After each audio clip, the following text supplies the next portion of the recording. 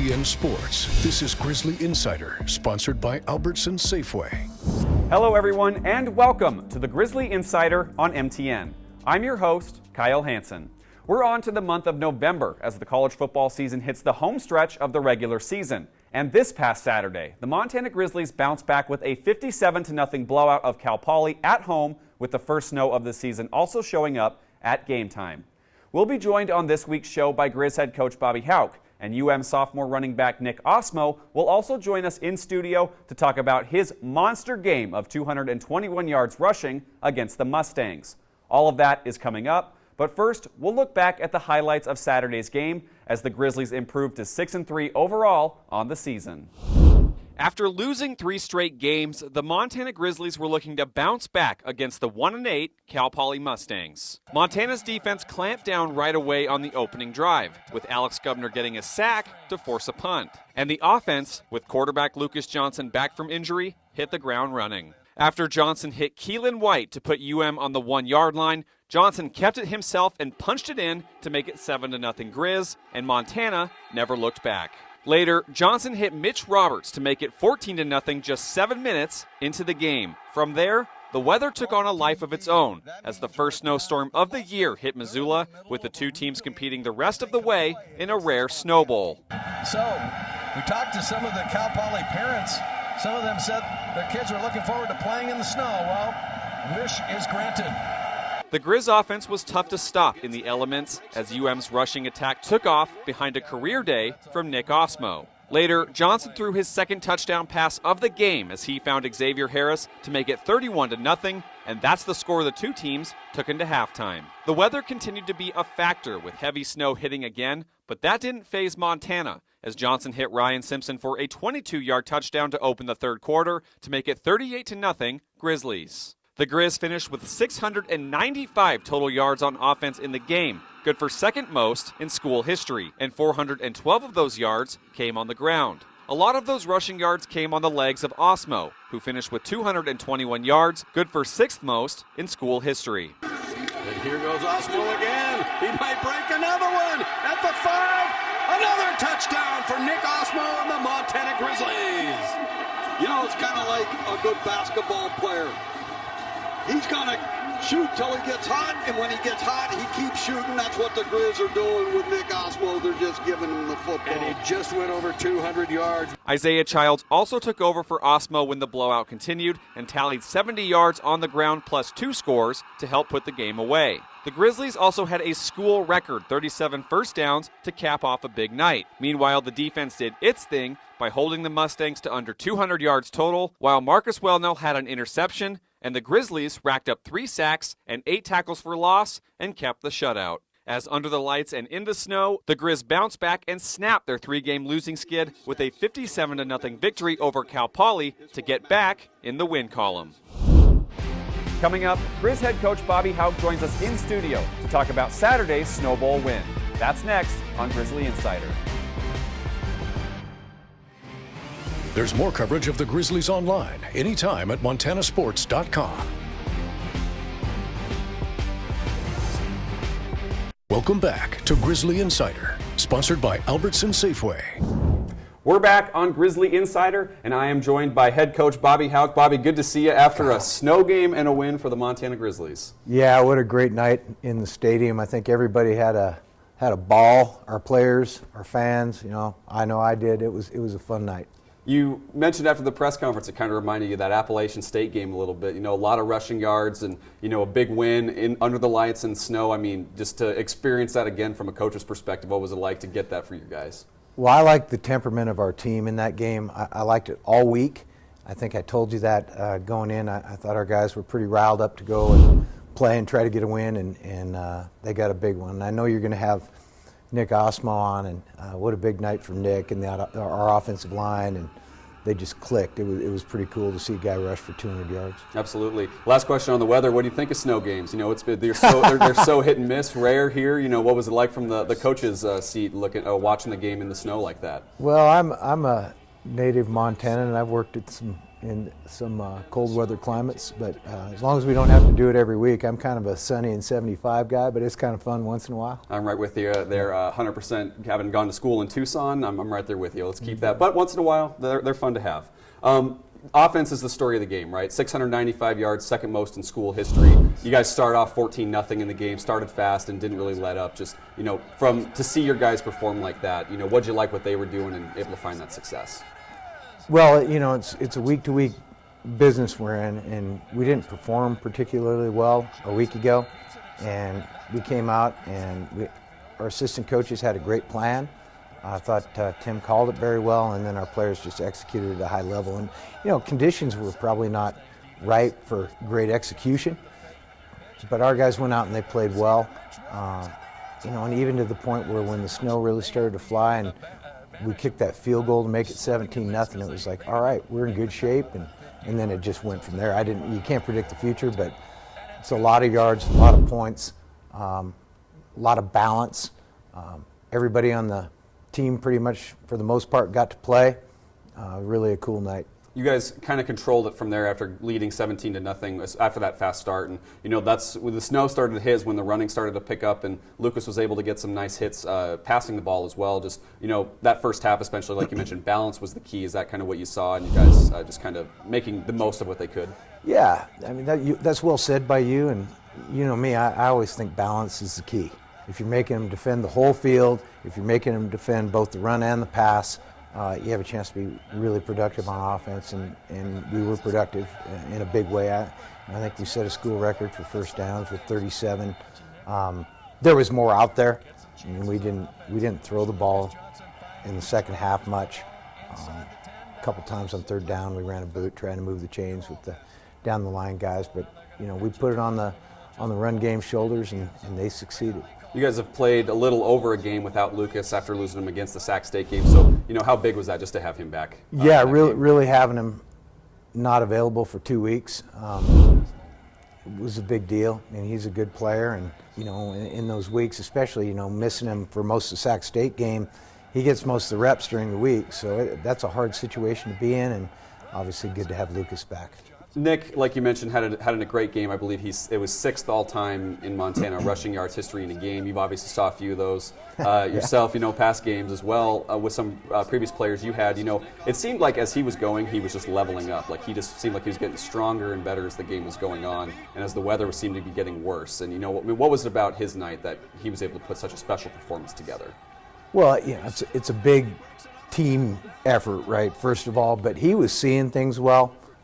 We challenged him last week to not let one man tackle him, and that was pretty much the case through the night. They had numerous guys to get him down, and he was running through tackles. He was getting in the secondary. He was breaking tackles on linebackers and DBs, and it was just a big night. He was falling forward at the end of runs, and he's a big physical kid.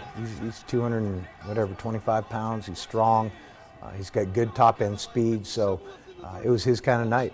The Cal Poly offense, I think it was like their third play or whatever it was, had like a big chunk yardage play, and your guys immediately shut them down from there. You had the Governor sack, and then from there, their offense really couldn't do much at all. So, you guys are playing without Patrick O'Connell again, but your defense seemed to step up and have another big game as they've been doing all year.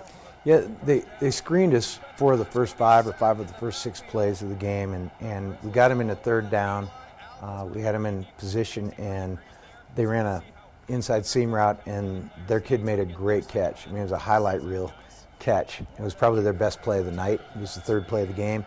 But after that, our guys put a stop to it, and that was probably the most threatening in terms of points that they were all night. It kind of held this last month in perspective a little bit, right? The 3 losses were all one-score losses to really good teams. And you guys were able to bounce back and get this victory. You know better than anyone else how your guys were feeling going into the game, but to see them pull it off in such a dominating fashion, just how big was that for your guys? Yeah, I'd say first, reports of the demise of the Montana Grizzlies were probably greatly exaggerated, and we lost in overtime to the number 2 team in the country.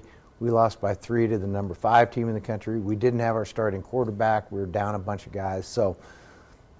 Our guys played well in those games, not well enough to win. Our preparation was great last week, and I was so proud of our guys. They prepared to win, and they went and won big. Thanks so much, Coach. Yeah. Don't go anywhere. He'll be rejoining us to look ahead to Eastern Washington. And as he mentioned, we'll also have Nick Ostmo in studio to talk about his big game against Cal Poly.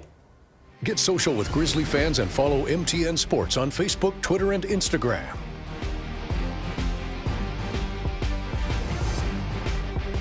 Welcome back to Grizzly Insider, sponsored by Albertson Safeway. Welcome back to Grizzly Insider, and I'm excited to be joined by sophomore running back Nick Ostmo, who's coming off one heck of a game. Nick, thanks for joining us, and how are you feeling after running for 221 yards against Cal Poly? Good. I feel pretty good. When I guess, you got to leave the game a little bit early, right? In a blowout win, you got to get some time off towards the end of the game. But when you hear that stat line, 221 yards, what was the first thing that went through your mind? I was more curious about how many carries I had because it felt like I had 50, but surprised to hear I only had 26.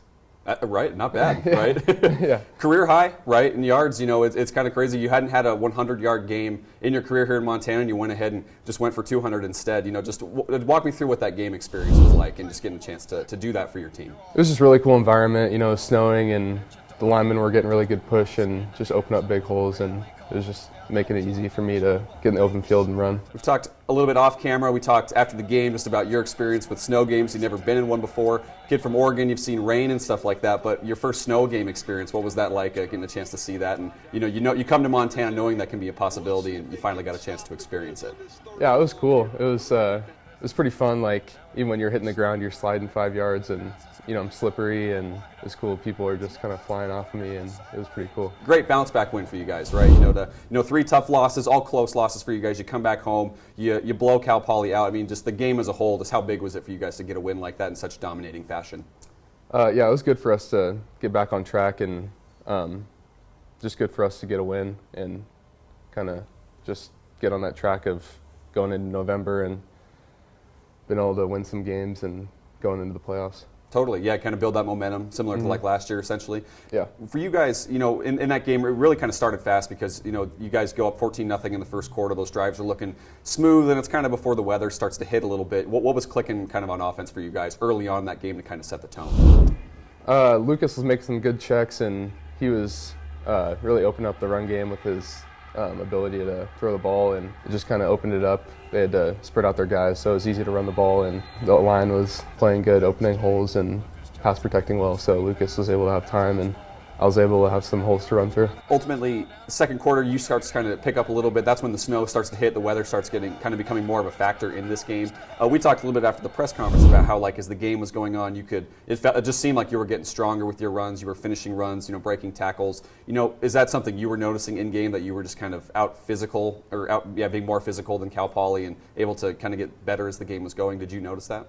Going into the game, I kind of thought if it was snowing, we were going to run the ball a little bit more, so I was kind of prepared to run the ball a little bit more than normal. And I think it was just us kind of working their defense and kind of getting them tired to be able to just kind of out-physical them throughout the game and be able to run through tackles and get more push off the line than we were earlier in the game. When the snow starts hitting, and it's fun to play in, right, for running back especially, but, what was it much of a factor at all? Visibility was kind of an odd thing. You could see maybe some players drop some passes. Maybe it's because they were losing track of the ball. I know on the sidelines for us it was hard to see. Was visibility kind of something you guys were kind of trying to overcome as that weather was hitting, or any obstacles in that regard just at all with the snow? It was kind of hard to see their defenders at some points because the whole field was white, and they kind of blended in a little bit, and I didn't really notice much with the balls in the air or anything, but just the defenders kind of blended in sometimes. That 22-yard touchdown you had in the third quarter, it was just kind of fun watching because the snow, everything had packed down. It looks like you're kind of like a kid running through the snow. Just walk me through what you saw on that touchdown and what that moment was like, to kind of really put the game away for you guys. I just saw a hole and hit it, and I broke left and was just trying not to slip and trying to just kind of run towards the end zone. Yeah, get my legs up and just be able to run through the snow. Yeah, that's awesome. You're just like a kid, right? Yeah, that's awesome. For sure. when, not only that, like we just kind of mentioned, you got a chance to kind of sit towards the end of the game. You saw Isaiah come out and, kind of pick up where you left off. The offense as a whole, 695 yards. Just, to see your teammates kind of down the stretch still kind of pick up where you left off and finish the game so strong to put you guys kind of high in the record books. Was that pretty cool just to be an observer and see those guys kind of do that as well? Yeah, I feel really good for Isaiah. He's put in a lot of work, and I felt good that he got in there and got his opportunity and showed his talents pretty well. Ultimately, Nick, and we talked a few weeks ago about this, but obviously you missed most of last year due to an injury, and you and Marcus coming back making an impact this year because of that. So, when you look at a game like this, is it just a little bit more special knowing that, as you've kind of mentioned before, it could be taken away at any minute, and, you saw that firsthand last year? Mm-hmm. Yeah. With football being such a physical game, it's, like you said, it can be taken away at any point, and so it's just kind of making the most of your opportunities when they're given to you. Awesome. Well, congratulations, Nick. It was a great game to watch, fun game to watch your name go up in the record books a little bit. So congrats on the performance, and looking forward to see what you do this upcoming week. Thank you. Appreciate it. You bet. And don't go anywhere. We'll be right back with head coach Bobby Hauck to preview their upcoming game against Eastern Washington. Take coverage of the Grizz with you. Download our app for your favorite mobile device today. Welcome back to Grizzly Insider, sponsored by Albertson Safeway. Welcome back to Grizzly Insider, and we are rejoined by head coach Bobby Hauck. And Bobby, 2 games left in the regular season, but 1 more regular season home game. You got a big one against Eastern Washington this Saturday. We do. Last home game of the regular season. We hope for more at some point, but big game. Eastern Washington's got a history of coming in here and winning games over the years, and from the time our stadium was built in the mid to late 80s till now, Eastern's probably been a team that's had more success than anybody else in our stadium. So we got to be ready to go. It'll be a huge challenge. They'll be fired up for the game. I think our guys will too. A lot of big games, like you mentioned, in this series, and you guys have seen them a lot recently. You played them in 2019 here, and you played them twice in 2021, including the playoffs. So, how much does that familiarity kind of help you guys as you go into this year's contest? Well, the familiarity with traditional league opponents is always great. I think it's great for the fan base. It's great for the team. I mean, guys have played against the other players on the other team. Last year those were 2 huge nationally televised games. They won the first one. We obviously won the second one. Just those were wild games, and it generally is that type of affair when Eastern and Montana get together. Ultimately, last year they were this high-powered juggernaut offense. This year they're kind of having a rough go at 2-7 overall, but what do you notice about Aaron Best's team and what's been working or not working for them this year? Well, Coach Best will have them well prepared.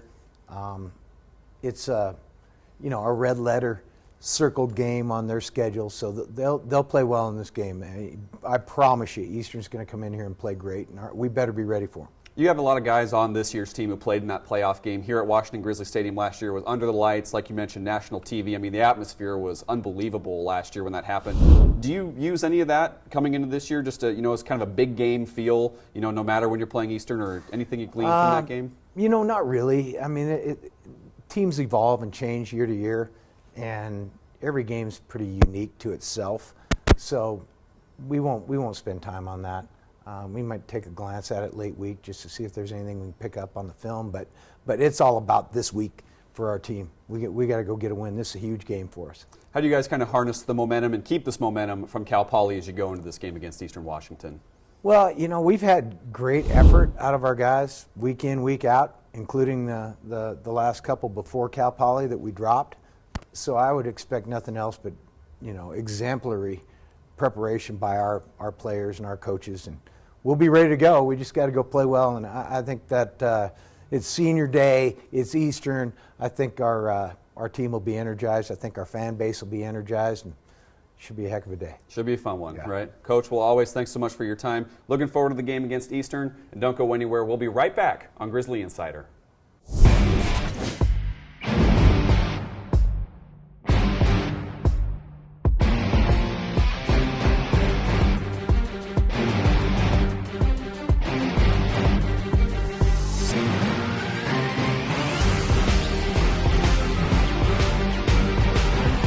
Welcome back to Grizzly Insider, sponsored by Albertson Safeway.